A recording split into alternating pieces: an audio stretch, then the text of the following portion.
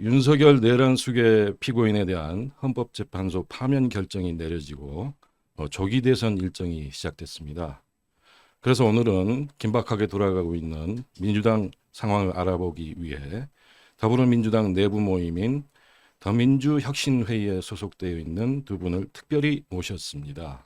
네, 뉴스버스에서 뵙게 돼서 반갑습니다. 허태정입니다.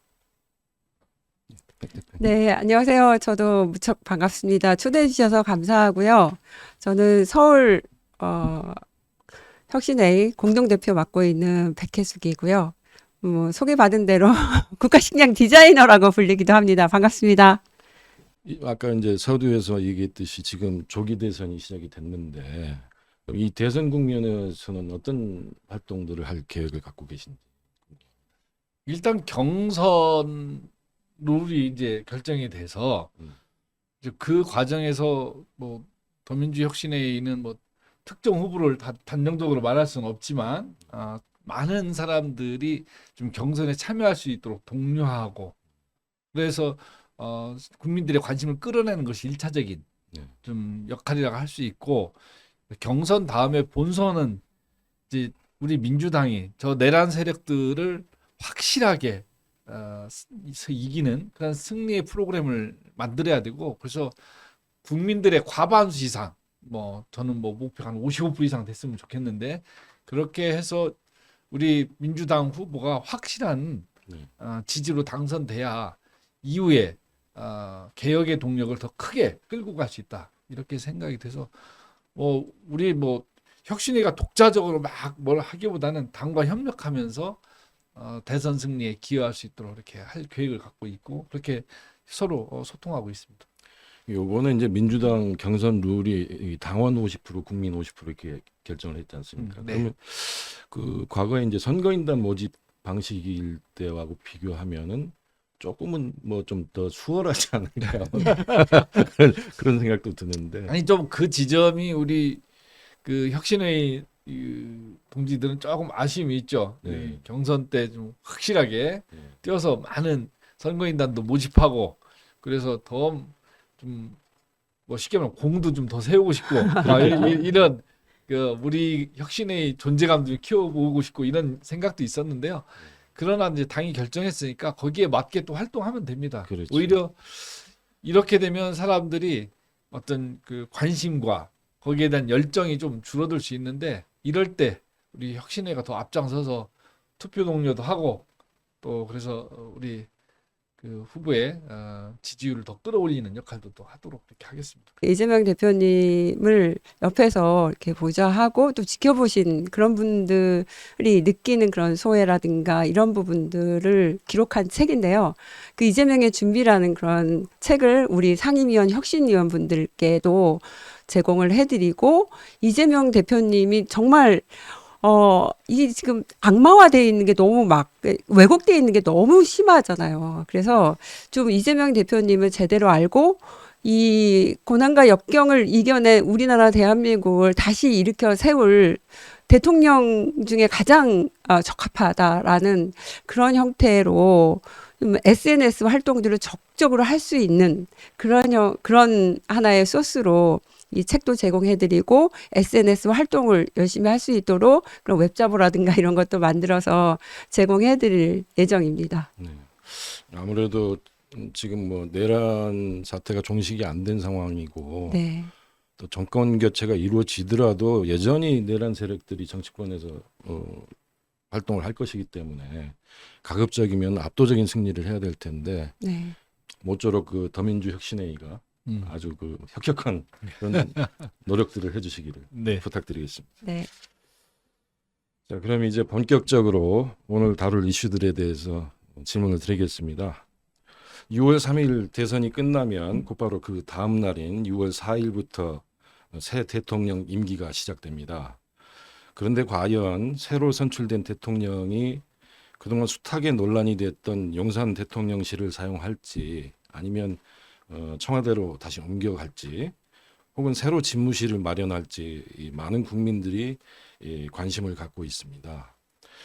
일단 특정 장소에서 임기를 시작하되 임기 내 행정수도 이전 대상 부지로 예정돼 있는 세종시로 대통령 집무실을 이전하는 방안이 유력한 것으로 이렇게 언론을 통해서 알려지고 있는데요.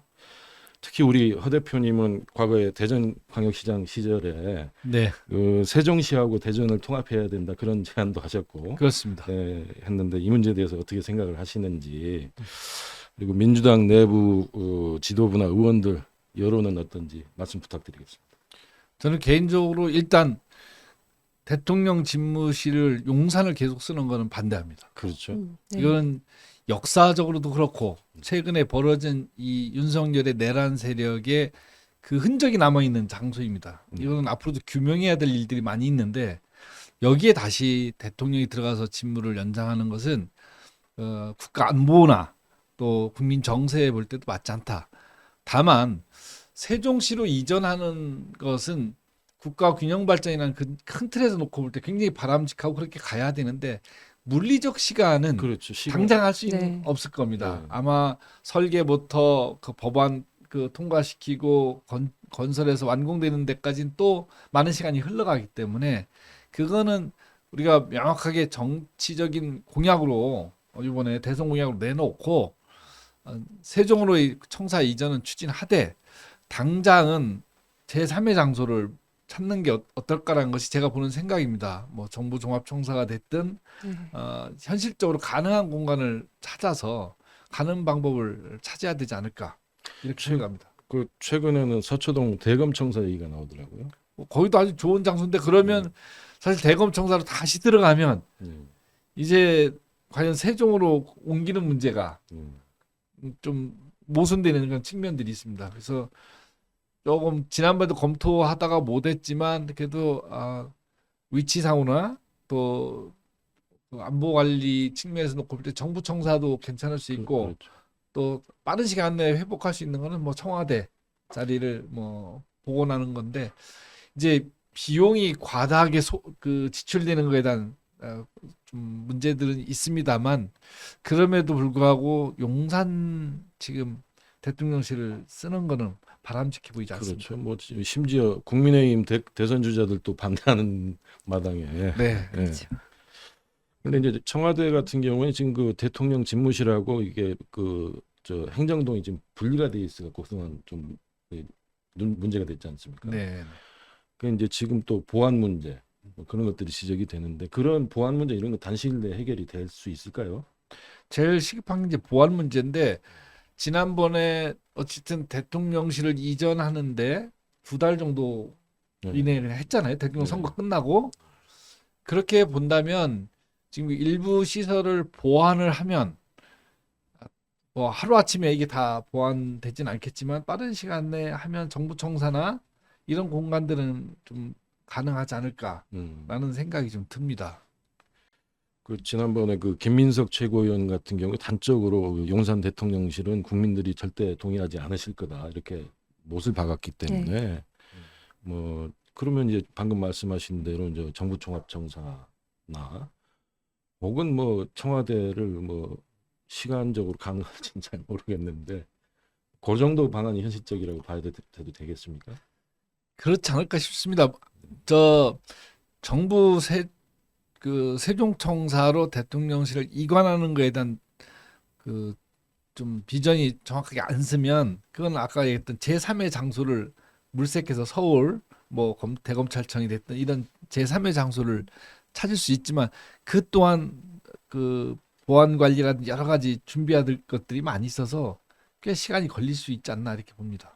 네, 제 생각에는 지금 이제 광장의 힘이 굉장히 컸잖아요. 네. 이번에 파면을 이끌어낸. 그래서 가가문 시대, 광장의 시대를 연다라는 상징적인 의미로는 정부 종합청사에서 저는 다 하다가 내려가는 게 맞을 것 같다라는 생각입니다. 제일 이제 핵심적인 게 경호 문제거든요. 네. 그렇죠. 경호하고 그리고 국가안보 관리 네. 이 두 가지가 이제 대통령실 이전과 관련해서 가장 핵심적인 건데 네.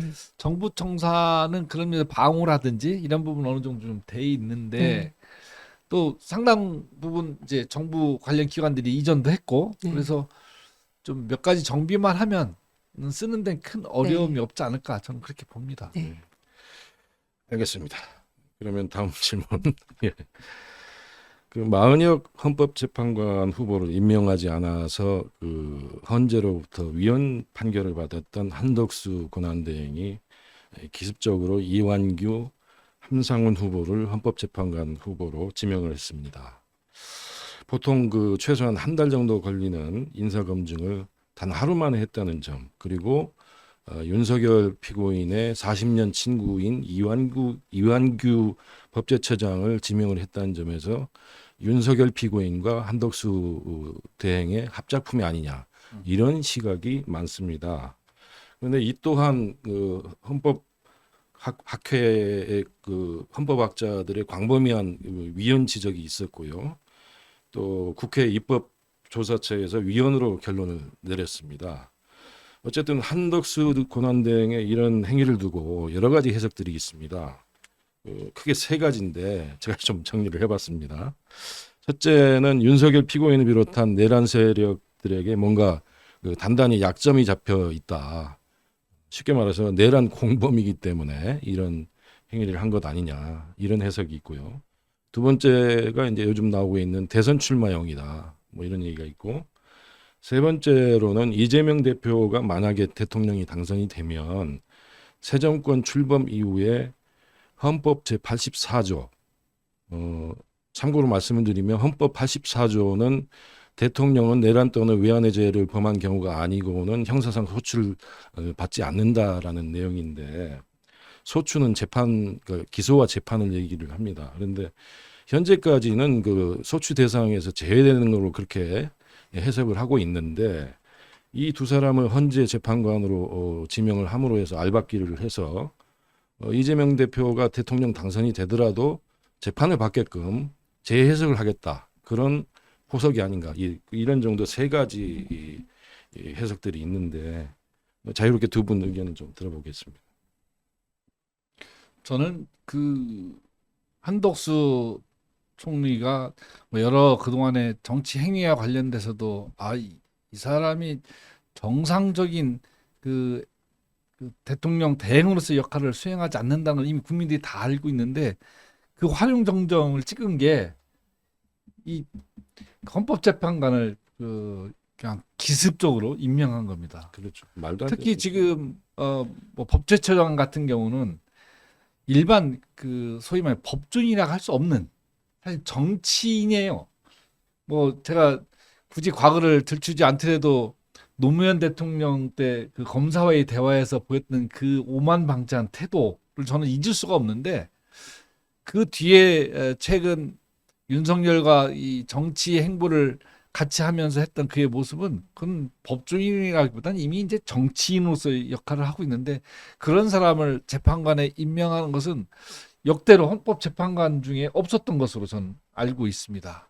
개인적인 정치적 성향이야 뭐 진보든 보수든 있을 수 있지만, 보통 현직에서 판검사로 재직했든 아니면 재야 법조인으로서 활동을 해왔던 이런 분들인데, 이런 사람을 임명한다는 것 자체가, 그리고 또 특히나 이번 그 쿠데타와 깊은 관련이 있는, 그렇죠. 그리고 피의자 아닙니까? 네. 이런 사람을 하겠다는 것은 여전히 한덕수는 윤석열과 한 몸이다. 백 대표님 어떻게 생각하십니까?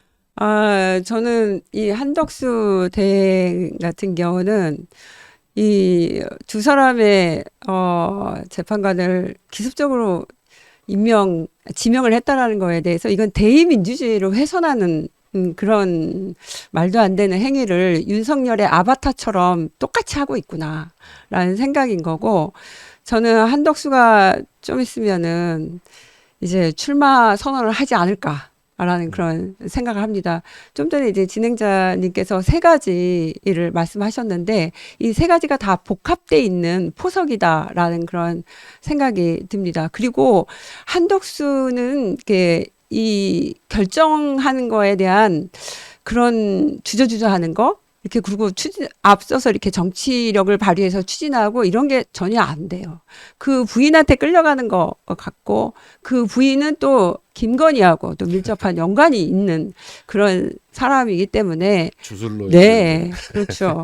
그러니까는 얼굴만 바뀐 또 다른 윤석열, 윤건이다 이렇게 저는 바라보고 있습니다. 저는 뭐 마지막까지 한덕수가 그 주자로 뛰기는 저는 어렵다고 봐요. 그 평생 네, 그 관료로 그리고 기회주의적으로 살아온 삶의 이력이 아무리 자기가 뭐 윤석열 꼬봉이라 하더라도 이 난국을 돌파하는데 스스로 그 결기가 없으면 못 가는 거거든요. 네, 요리조리 눈치 보다가 어떻게 또 뭐 되면 또 어떻게 해볼까 이럴 수는 있지만 주자가 되긴 어려울 거고 또 그렇게 한들 내가 볼 때 국민들의 지지가 오래가기 어렵다. 나는 보수에서도 이 사람을 신뢰하지 않을 거라고 봐요. 지금 뭐 벌써 저 국민의힘 대선 주자들이 견제를 시작했잖아요. 네네. 그래서 지금 뭐 배우의 기획자가 누구인지는 뭐 우리가 대부분은 또 짐작을 하는데 네. 좀 어설프다. 그 사람이 갖고 있는 첫 번째 이 정통성에 관한 문제를 이미 국민들이 다 알아버렸어요. 아 이게 윤석열과 한패고 윤석열의 꼬봉이구나. 시키는 대로 하고 있구나라는 걸 이미 다 알고 있기 때문에 이 사람이 독자적인 후보가 되는 것은 국민들이 용납하지 않을 것이라 저는 봐요. 그냥 자기들이 좀 뭐 온갖 그 수단을 다 써 보는 거예요 지금. 하지만 국민들한테 통하지 않을 것이라는 생각이 저는 개인적으로 듭니다. 그때의 그 예전에 누굽니까 그 유엔 사무총장 반기문 때보다도 훨씬 못할 거다라고 저는 봐요. 반기문은 대중적 지지율에도 있었어요. 네. 그 당시에. 근데 이 사람은 그것도 없고 그리고 지금 내란이 진행형이고 내란을 심판하는 선거에 내란의 종범이라고 할 수 있죠. 그냥 뭐 같은 그 똘마니 역할을 했으니까 이런 사람을 대통령으로 찍는다. 저는 건강한 보수면 이런 사람들 절대 선택하지 않을 거라고 봅니다. 이제 현재 각종 여론조사에서 차기 대통령으로 선출될 가능성이 가장 높은 사람이 바로 이재명 전 대표라는 사실은 국민 모두가 알고 있습니다. 그렇지만은 좀 개인적인 판단으로 이번 조기 대선에서 판을 흔들 수 있는 가장 중대한 변수를 두 가지를 꼽으라면 좀 조심스럽긴 한데 하나는 이재명 전 대표에 대한 피습 암살 시도. 이미 이재명 대표가 칼에 목을 찔려가지고 그 다행히도 천만 다행히 그렇죠. 뭐 그런 사건이 있었는데 또 3월달에 전직 HID 요원이 러시아제 권총을 미수를 해서 이재명 대표 암살을 시도한다 그런 내용들이 민주당 의원들에게 제보가 된 적이 있었지 않습니까? 그렇죠. 그래서 그 민주당 입장에서는 지금부터 당연히 이재명 대표에 대한 경호를 강화해야 된다 이런 생각이 들고요. 그리고 이제 두 번째로 중대한 그 이번 대선에 있어서 변수라고 꼽으라면 한덕수 차출론이 이제 제기가 됐는데 보수 진영의 후보 단일화 드라마 연출 뭐 이 가능성인데 지난 주말에 국민의힘 3선 국회의원인 성일종 의원하고 여러 국민의힘 의원들이 추대 움직임을 보였지 않습니까? 이 부분에 대해서 어떻게 생각하십니까? 먼저 말씀하세요. 아, 네. 우리 이재명 대표님의 경호 관련해서는 진짜 철저하게 그러니까 만에 하나 혹시 무슨 일이라도 있다라고 하면은 이건 국가적인 재앙이나 다름없어요. 그래서 첫째도 안전 경호, 두 번째, 세 번째도 철저한 경호가 필요하다라는 그런 생각입니다. 지금 극우 파시스트들이 정말 갈수록 이제 이 대통령 선거 때가 되면은 어떻게 암약을 할지 모릅니다. 정말 사실은요. 정말 무서운 사람들이기 때문에 무슨 짓을 벌일지 모르기 때문에 우리가 서부지법 사태 보셨잖아요. 보이는 게 없는 사람들이에요. 그리고 심지어는 김건희가 뭐라고 그랬어요. 총으로 쏴고 나도 죽는다. 이런 말까지 했다라는 얘기가 지금 계속 나왔었잖아요. 그러니까는 첫째도 안전, 둘째도 안전. 그래서 그게 대선으로 가는 우리 이재명 대표의 제일 중요한 과제라고 저는 생각을 합니다. 그 경호 문제는 뭐 그 어차피 민주당 내부에서 이재명 대표 주변 분들이 신경을 많이 쓰실 문제고 원래 이 그 민주주의를 사랑하는 사람들은 그 비폭력주의자들이에요. 그렇죠. 우리 역사적인 그 과거의 촛불혁명이나 이번에 빛의 혁명을 네. 봐도 이 어마어마한 일을 그렇게 많은 국민들이 거리에 나서고 그리고 뭐 100일이 넘는 동안 이렇게 시위하고 해도 한 번의 폭력 사태가 없이 진행되고 또 이 혁명을 이루어내지 않습니까? 그 비폭력주의자의 폭력을 사랑하지 않아요. 그런데 이 극우들은 테러리스트적인 요소들을 갖고 있어요. 네. 매우 폭력적이에요. 네. 그래서 이 사람들은 언제든지 자기가 목적하는 타깃이 있으면 그것들을 타격하기 위해서 폭력적인 방법을 동원할 수 있는 사람들이기 때문에 그 부분에 대한 준비를 잘 해야 되고 저도 뭐 대전시장이지만 지역에 있는 단체장이지만 이렇게 행사나 이런 데 다니다 보면 기습적으로 와서 막 이렇게 그렇죠. 따지고 이런 분들이 네, 많아요. 네. 근데 이게 순간적으로 이루어지기 때문에 네. 철저한 그 방어태세를 갖추지 않으면 언제든지 당할 수 있는 거예요. 그래서 지금 물론 방탄복도 착용하시고 이렇게 하지만 주변 경호를 잘 그 강화해서 이 선거 끝나는 시간까지 그런 불법적이고 또 폭력적인 테러가 발생하지 않도록 관리를 잘 해야 되는데 요 경계가 이제 경호를 강화하면 대민 접촉의 그렇죠. 폭이 그게 좀 문제죠. 제한되는 이런 또 한계도 있어요. 그 지점을 잘 운용해야 되는데 그게 좀 어려움이 있을 거로 좀 보여집니다.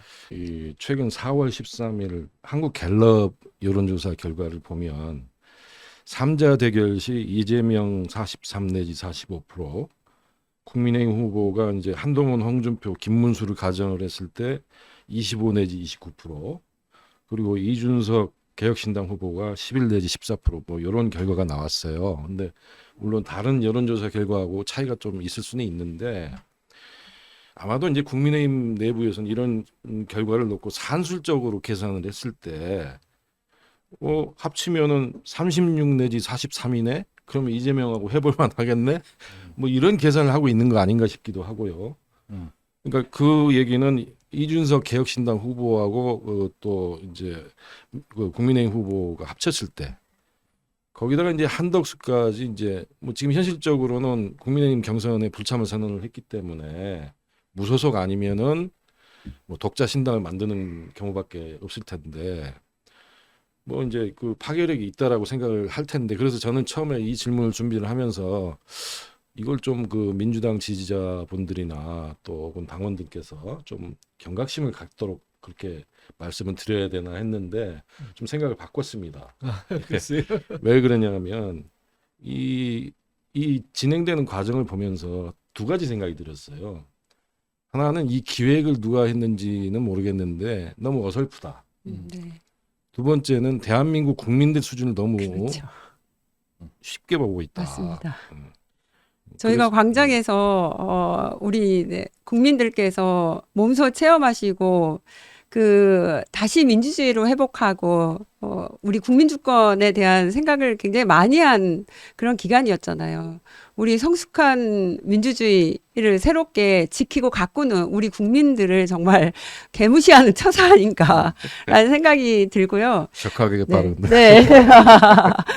그리고 또 아무리 국민의힘 이 내란 세력 얘네들이 또 반전의 반전 뭐 드라마틱한 뭔가의 대선 이런 거를 생각을 하는가 본데 절대 우리 국민은 이제 속아 넘어가지 않을 것이다라고 저는 확신을 하고 있습니다. 이게 또 자신만만하고 오만한 거는 절대 아니에요. 우리 국민을 믿고 우리 모든 거는 이제 국민이 하는 거라고 결국에는 정치를 국민이 하는 거라고 말씀하시지 않았습니까? 우리 국민의 성숙도가 달라졌다라고 네. 그런 차원에서 말씀드리는 겁니다. 근데 이제 그런 우려는 있죠.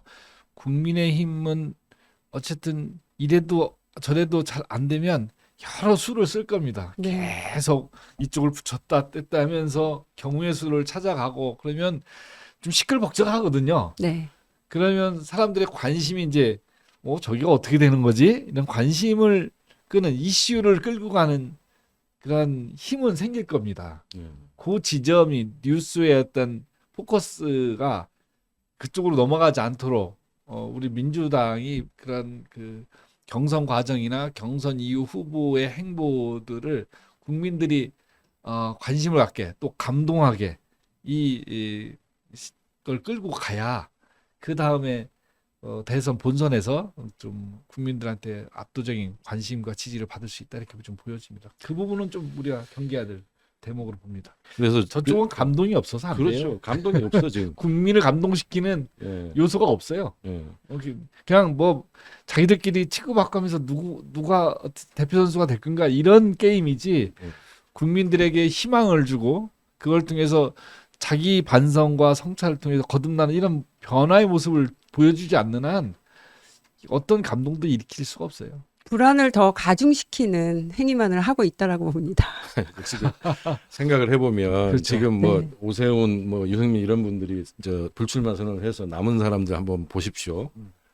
홍준표, 그다음에 또 김문수, 나경원, 안철수 이런 분들이 치고받고 싸우는데 그게 무슨 감동이 있겠습니까? 네. 그래서 이 기획은 잘못된 기획이다. 그리고 결정적으로 이제 이준석 개혁신당 후보가 과연 여기에 동의를 하겠느냐?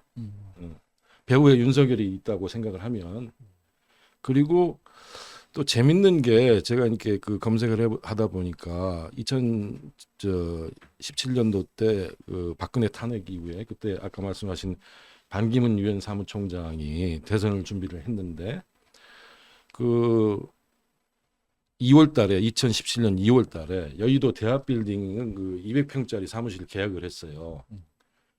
근데 그 이제 사무실 이제 얻고 나서 이제 1억 원을 주면서 이거 가지고 당분간 써봐라 했는데 이틀 만에 그게 다 없어지더랍니다. 그러면서 무소속이라 너무 힘들다. 어? 그러니까 지금도 만약에 한덕수 대행이 무소속으로 나오게 되면 그 일들이 벌어지는데 이게 뭐 간단한 것 같지만은 당이 있고 없고의 차이가 굉장히 큽니다. 네.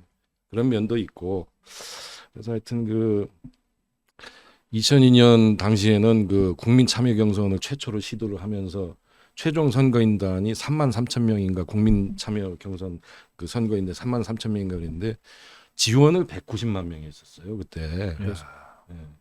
그러니까 어마어마한 드라마였다는 거를 생각을 하면 지금 이 국민의힘 기획은 참 어설프다. 제 생각은 그렇습니다. 뭐 급조죠, 급조. 예. 네. 저는 이제 더욱더 우리 국민 불안, 국가 불안을 가중시키는 그런 행위를 이 국민의힘에서는 할 거다라는 생각이 들어요. 이준석 같은 경우는 이제 명태균 게이트, 거의 다 명태균 게이트하고 연루가 되어 있는 그런 사람들이기 때문에 제대로 뭐 대선 후보 주자로 누구를 내세운다? 그런 거보다도 이 사람들의 목적은 국가 혼란을 더 가중시켜서 결국에는 정치 혐오 만들고 극우 세력들 결집시켜가지고 그 다음에 우리 국민들한테는 무관심을 투표장으로 나오지 못하도록 하는 그런 혐오감을 불러일으키는 그런 작전 아닌가 이런 생각이 들어요. 그래서 우리 민주당은 더욱더 겸손하고 그 다음에 더 절실한 마음으로 회복과 성장을 위한 정책, 우리 국민들을 위한 희망을 줄 수 있는 그런 정책을 계속 끊임없이 이야기를 하고 초긍정이라는 그런 부분으로 우리 국민께 같이 손잡고 다가가야 된다라는 그런 생각을 해봅니다. 절실한 마음이 필요한 네. 중요한 부분인 네. 것 같습니다. 그러면 아까 이제 말씀하셨던 부분 이제 연결해서 얘기를 해보겠습니다. 그 마은혁 헌법재판관 후보를 임명하지 않아서 한덕수 최장목 권한대행이 위헌에 해당한다는 헌법재판소 판결이 있었는데 그래서 민주당 지지자나 당원들 사이에서는 당장 탄핵해야 된다. 뭐 이런 여론이 높은데 민주당 의원들도 다 탄핵해야 된다 이런 말씀들을 하시는데 아직 실제적인 행동은 안 하고 있지 않습니까? 네네. 거기에 대해서 좀 잠깐 이 이유에 대해서 설명을 좀 부탁드리겠습니다. 뭐 지난번에 그 사안 자체를 놓고 보면 당연히 탄핵을 해야 되는 사안이죠. 그 헌법을 수호해야 될 자가 헌법을 안 지키고 뭐 자기 맘대로 하고 이게 무슨 동네 이장도 이런 식으로 안 해요. 네. 주민 뜻을 물어보고 또 행정 관련 규정에 따라서 집행을 하고 이렇게 하는 건데 총리가 그것도 대통령 권한 대행이 헌법기관에서 판결한 내용도 무시하고 이런 헌법을 수호하는 게 아니라 헌법을 무력화시키는 사람을 계속 그 대행 자리에 앉혀놓는 것이 옳으냐? 당연히 옳지 않죠. 탄핵시켜야 되는데 지난번에 장관이나 총리나 탄핵 관련해서 여러 번 기각됐던 사례들이 있고 특히 대통령 선거 기간이 워낙 지금 짧게 남아 있다 보니까 또다시 총리를 탄핵했을 때 오는 혼란이나 또 국민적인 불안감 이런 것 때문에 좀 사실 민주당이 좀 참고 있는 거거든요. 그렇죠. 참고 있는 거죠. 근데 지금 상태에서 저걸 재판관은 임명을 강행하고 또 이렇게 계속 헌법 유린 행위를 지속한다면 저는 탄핵시키는 게 맞다 이렇게 봅니다. 최소한 직무정지를 일단 해놔야 된다고 봐요. 그리고 이제 또 저 공정한 그 선거 관리가 안 되고 만약에 한덕수가 안 나오게 되면 그런 부분도 있고 근데 아니 본인이 특정 후보는 대통령이 되면 안 된다는 생각을 공개적으로 밝히는 자가 그 선거 관리를 한다는 게 말이 됩니까? 그렇죠. 근데 안덕수 같은 경우 이제 지금 윤석열의 아바타 그리고 또 계속해서 이 김건희 윤석열을 대행을 하려는 게 강하잖아요. 그래서 저는 한 30일 전에 사퇴하고 나올 거다. 그렇기 때문에 우리가 이제 탄핵을 한다 해도 김빼기 작전에 들어갈 거다. 이런 생각이 듭니다. 그러니까 이제 뭐 민주당 지도부 내부에서 충분히 검토를 하고 있을 거라고 생각이 되는데 제가 볼 땐 저 네. 아까 백 대표님 의견이 약간 다른데 저 비열함을 볼 때 네. 쭈물떡에 나 어디로 도망갈 거예요. 완주할 사람이 아니에요. 내가 볼 때. 그러니까 이제 이 고민이 있는 것 같아요. 지금 당장 탄핵을 해버리면 그걸 명분 삼아서 사임을 하고 네. 당장에 출마선을 할 수도 있다. 그러면 오히려 키워주는 꼴이 될 그렇죠. 수도 있다. 네. 이 네네. 고민이 있는 것 같아요. 맞습니다. 네. 지금 우리나라가 이렇게 미국이 관세 우리나라 25% 매긴다라고 했는데 이제 좀 유예되긴 했지만은 우리나라 경제가 지금 백척간두에 서 있어요. 그런 부분들을 좀 고민을 하고 이제 대선 기간 얼마 안 남았으니까 우리 국민께서 현명한 판단을 하실 거라고 생각을 합니다. 그런 거 걱정할 인간이었으면 네. 애초에 그런 짓도 안 했어요. 그런데 이제 참고로 공직선거법 53조 2항을 보면 보궐선거의 경우에 한 달 전, 30일 전에 그 공직자는 사퇴를 해야 되지 않습니까? 네네. 그러니까 5월 3일인데 뭐 그때 탄핵을 하는 것도 나쁘지 않지 않나. 뭐 잠깐 그런 생각을 해봤습니다. 근데 하여튼 그 많은 당원 지지자 또 의원들이 이 문제를 심사숙고하시리라고 생각은 되는데 탄핵을 실제로 진행을 하든 안 하든 한덕수에 대한 국민적인 평가는 이미 내려지고 있다. 예, 이미 대선은 이미 스케줄표가 나와서 차각차각 시간이 가고 있기 때문에 그 과정에서 우리가 저쪽 국민의힘의 선거판이 어떻게 되니 후보가 누가 되니 이런 고민은 우리가 굳이 그렇게 깊게 고민하지 않아도 될 것 같아요. 오히려 우리 당의 후보가 얼마나 네. 국민들한테 호소력 있게 그리고 정책이 신뢰감 있게 결국 그거거든요. 이재명 대표가 뭐 아마도 이렇게 전체 흐름상 되겠지만 뭐 그 결과는 또 봐야 될 테고 그랬을 때 그 후보가 국민들한테 이 후보에게 우리 나라를 맡겨도 되겠다라는 안정감을 주는 게 중요해요.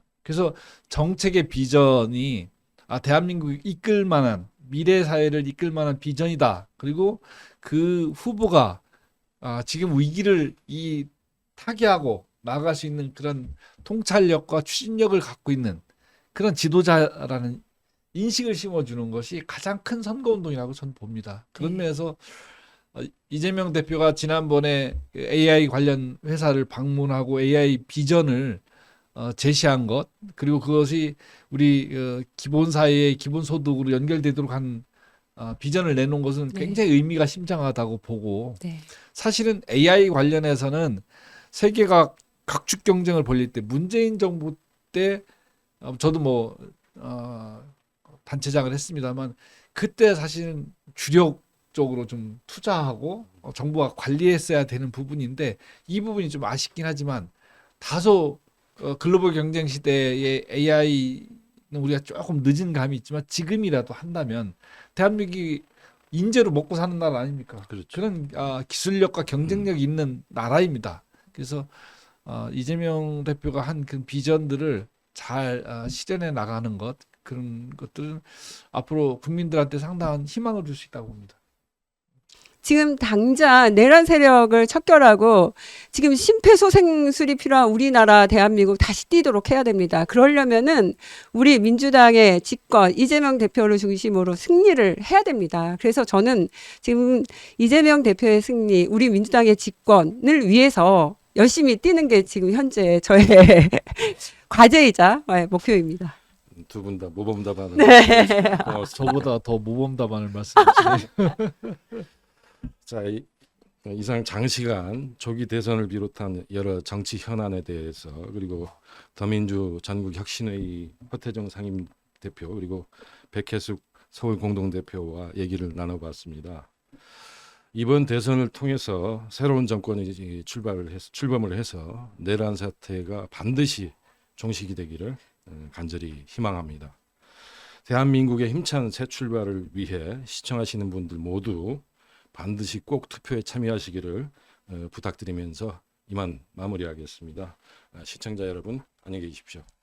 감사합니다.